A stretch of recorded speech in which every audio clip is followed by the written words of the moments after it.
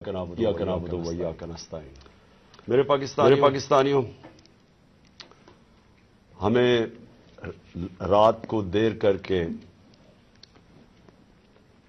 अली बिलाल, जिसको प्यार से जिले शाह कहते थे, जिले शाह, उसकी हमें पोस्टमार्टम रिपोर्ट मिली है। मैं ये शुरू करना चाहता हूं आपसे, आप सबके सामने ये जो मैं आपसे बातचीत कर रहा हूं कि जो पोस्टमार्टम रिपोर्ट के अंदर जो चीजें आई हैं, डॉक्टर साहिबा का ये शोबा है, तो ये पोस्टमार्टम रिपोर्ट से पहले तो आपको ये बताएं कि एक कारकुन, स्पेशल चाइल्ड, जो कि किसी, मेरे ख्याल में उसने जिंदगी में किसी को नुकसान नहीं पहुंचाया, उसकी वीडियोज चल रही हैं सोशल मीडिया के ऊपर, उससे जो किया गया, पहले मैं ये चाहता हूं कि डॉक्टर साहिबा आपको पोस्टमार्टम रिपोर्ट से बताएं कि उसे हुआ क्या है। बिस्मिल्लाहिर्रहमानिर्रहीम।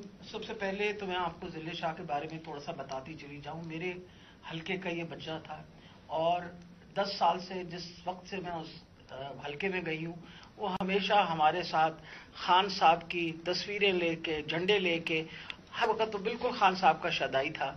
और जब से यहाँ पिछले 1.5 माह से ये बाहर बैठा हुआ था, मेरी उससे रोजाना मुलाकात होती। एक सादा लॉ इंसान, इससे कभी किसी को कोई नुकसान नहीं दिया, कभी किसी को कोई तकलीफ नहीं दी, हमेशा प्यार से वो बात करता था, सबके साथ वो मिलता जुलता था।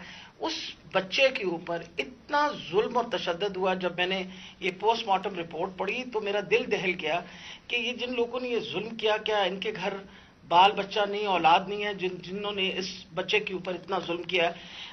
ये पोस्टमार्टम रिपोर्ट है मेरे पास जो डिटेल, इसमें उसको 26 इंजरीज थी, यानी एक इंसान को 26 इंजरीज, 26 तशद्दुद के निशानात थे उसके जिस्म के ऊपर। सबसे अहम जो था वो था कि उसके सर के ऊपर बाकायदा किसी ब्लंट इंस्ट्रूमेंट, यानी किसी डंडे से उसको जोर से उसके सर पे मार के उसका ये जो टेम्परल बोन, साइड की बोन होती है, इसका फ्रैक्चर होके और उसका इंट्राक्रेनियल हेमरेज, यानी दिमाग के अंदर उसके खून बहना शुरू हो गया था। उसके साथ उसके जो जिस्म के ऊपर उन्होंने तशद्दुद किया, खास तौर पे पेट के एरिया में, तो उसकी वजह से उसकी तिल्ली और उसका जो जिगर था वो भी फट गया और उसकी वजह से इंटरनल हेमरेज शुरू हो गई। और जो चौथी सबसे आखिरी जो 26वीं इंजरी है, वो सबसे ज्यादा तकलीफ है। वो बेचारा पहले ही तुमने उसको मार डाला, उसके बाद उसके सर पे इंजरी करके उसके जिस्म के ऊपर उसकी तिल्ली भी फाड़ दी, उसकी वो क्या कहते हैं, ब्लंट इंजरी की वजह से उसका लिवर भी रप्चर हो गया, उसके प्राइवेट पार्ट्स, यानी उसके जो प्राइवेट अज़ा थे उनके ऊपर भी तुमने तशद्दुद करके टेस्टिकुलर डैमेज किया। मतलब इससे ज्यादा तुम किसी इंसान पे क्या तशद्दुद कर सकते हैं।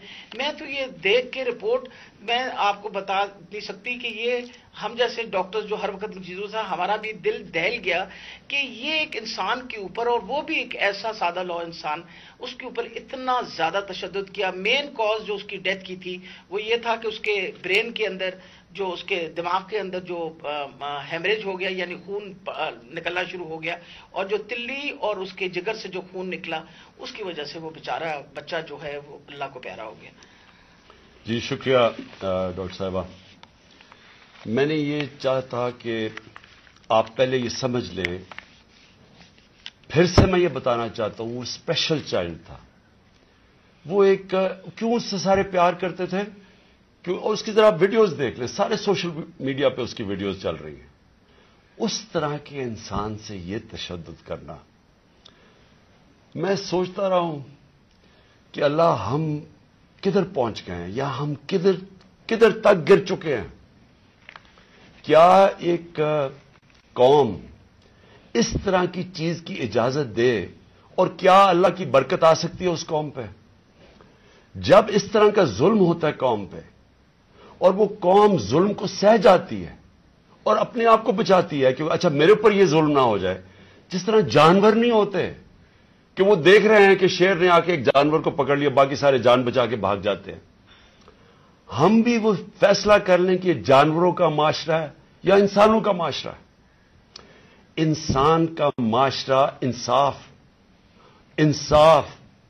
امر بالمعروف پہ کھڑا ہوتا ہے، وہ ظلم کا مقابلہ کرتا ہے جس کو جہاد کہتے ہیں، کیونکہ جب وہ ظلم کا مقابلہ نہیں کرتا تو حضرت علی کا قول ہے کہ کفر کا نظام چل جائے گا، ظلم کا نظام نہیں چل سکتا۔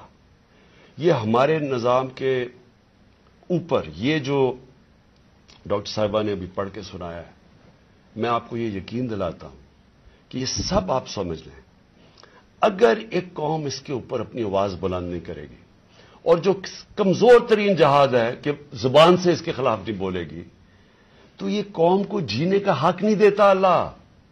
وہ قرآن میں کہتا ہے کہ میری زمین پہ نکل کے دیکھو کتنی قومیں میں نے تباہ کی جو میرے حکم پہ نہیں چلی۔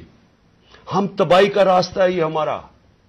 یہ جو پاکستان سے ہو رہا ہے، میں نے ہوتا ہوگا دہشت گردوں سے، شاید ملک کے غداروں سے، اس طرح کی چیزیں ہوتی ہوں، میں نے اپنی زندگی میں کبھی اس طرح کے واقعہ نہیں دیکھے کہ پہلے ایک کارکن ہے، پھر وہ اسپیشل چائلڈ ہے، اور پھر وہ کوئی کسی قسم کا زندگی میں اس نے کسی سے لڑائی تک نہیں کی، اس سے یہ تشدد کیا جائے۔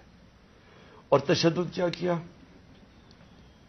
سر بھی اس کا، انہوں نے کہا کہ اندر سے خون نکلنا شروع ہو گیا، اس کا جو جگر ہے اور جو اس کی جو پتا ہے اس کو انہوں نے اس طرح مارا بے دردی سے، وہ اندر سے خون نکلنا شروع ہو گیا۔ لیکن اس کے پرائیویٹ پارٹس، یعنی اس کے اوپر تشدد کیا ہوا۔ میں ایک اور قرآن کی آیت ہے، اللہ کہتا ہے کہ انسان کو کہ میں نے تمہیں اشرف المخلوقات بنایا، سب سے عظیم مخلوق، جو انسان کا درجہ فرشتوں سے بھی اوپر چلا جاتا ہے۔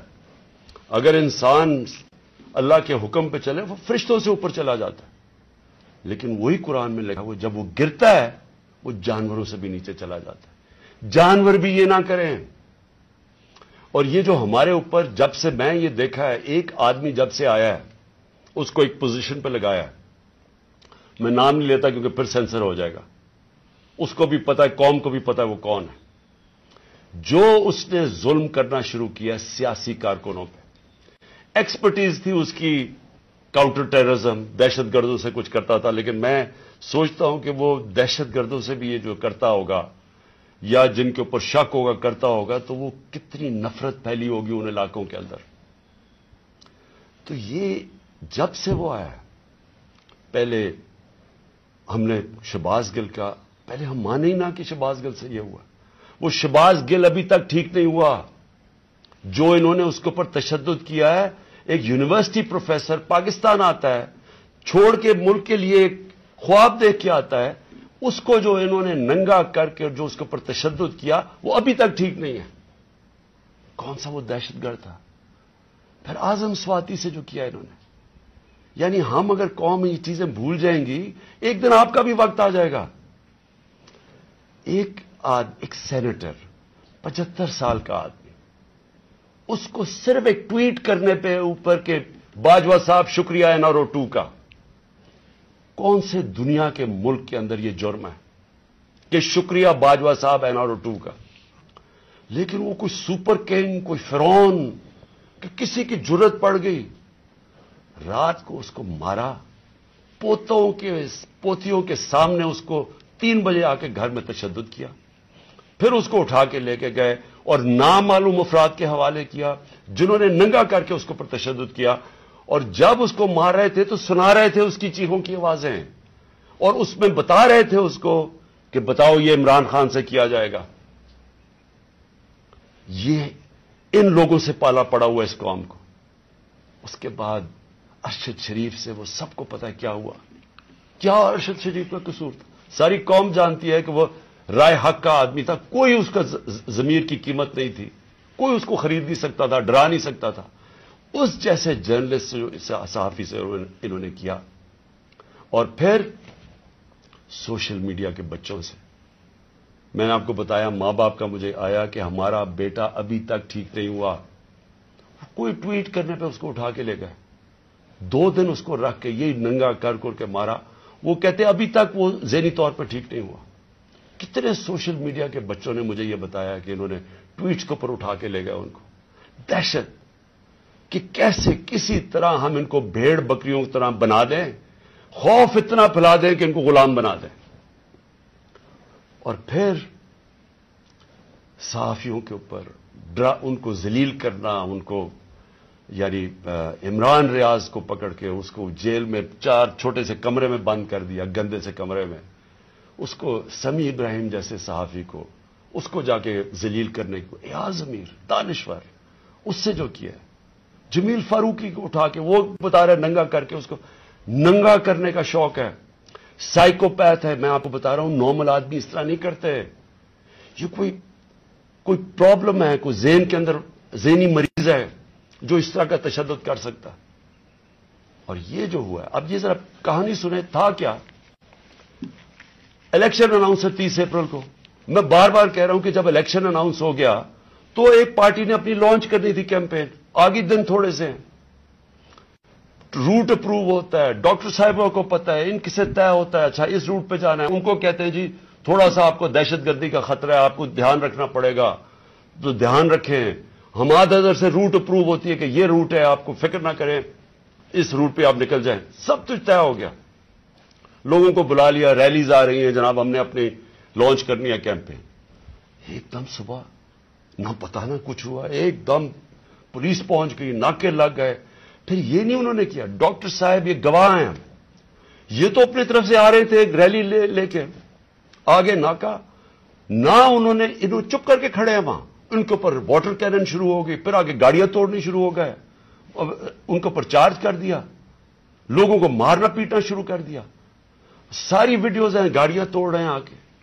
اور پورا پلان بنا ہوا تھا کہ اس دن انہوں نے اور لاشیں گرانی تھی، ہماری یہ آرڈر کر رہے ہیں ان کے لوگ کہ مارو ان کو یہ کرو، لاشیں گراؤ، کوئی فکر نہیں پڑتا، کیونکہ پلان کچھ اور تھا، پلان یہ تھا کہ الیکشن سے نکلنا، اور دوسرا عمران خان کے اوپر یہ ڈالنا، یہ اور یہ ڈال دیا بیچارے، ضلع شاہ کا کیس 302 میرے اوپر قتل کا کیس ڈال دیا کہ میں نے اس کو قتل کیا، یعنی اگر ان بیوقوفوں میں عقل ہو، ایک تو عقل کی بڑی کمی ہے اس وقت، پتہ نہیں کون ان کو ایڈوائز کر رہا ہے، آپ مارتے ہیں، ساری قوم دیکھ رہی ہو، پھر میں اپنے اس اور قتل کسے کروں گا؟ ضلع شاہ کو، یعنی جس طرح میں نے بڑے زندگی میں قتل کیے ہیں، اور جس طرح 26 سال میں ہم نے بڑے کئی لوگوں کو قتل کروایا، ساری ہماری پرامن رہی ہیں، اور ڈاکٹر صاحب گواہ ہیں، ان کی گاڑی پھر توڑی گئی، وہاں بیٹھے ہوئے ان کے اوپر اٹیک کر دیا، تو ان کا پلان تھا ایک لوگوں کو مارنا، الیکشن سے نکلنا، تصادم کرنا، اور دوسرا اس دن پورا پلان بنا تو اٹھا کے مجھے بلوچستان لے کے جانا تھا، یہ پلان تھا۔ اب میں اپنی قوم کے سامنے 2-3 چیزیں رکھنا چاہتا ہوں۔ دیکھیں، اس وقت بدترین قسم کا مارشل لاء سے بھی بری سختی آئی ہوئی ہے، ہمارے اوپر تو آئی ہوئی ہے، وہ دوسرے جو مرضی کرتے پھریں، پولیس اسکورٹ ان کے ٹیکس پیئر کے پیسے پہ وہ اپنی کیمپین کر رہی ہے، کوئی پوچھنے والا نہیں ہے، بلکہ پوری مدد کی جا رہی ہے، وہ اور بات ہے کہ لوگ نہیں آ رہے، لیکن ان کی پوری مدد، اور یہاں الیکشن شیڈیول کے بعد بھی کیمپین کے اوپر پابندیاں، ہمارے لوگوں کے اوپر کیسز، کتنے لوگ ابھی جیل میں ہیں، کتنے لوگوں کے، میرے اوپر اب 80 تقریباً کیس ہو گئے ہیں، کوشش ہے کہ کسی طرح ہم کیمپین سے نکل جائیں، اور ساری کوشش یہ ہے کہ اتنا خوف پھیلا دیا جائے کہ کسی طرح ان چوروں کو پھر سے جتا دیا جائے۔ میرا سوال اب یہ ہے، شعیب شیخ کو پکڑ لیا کل، اس کا کیا قصور تھا؟ بول کا کیا قصور ہے؟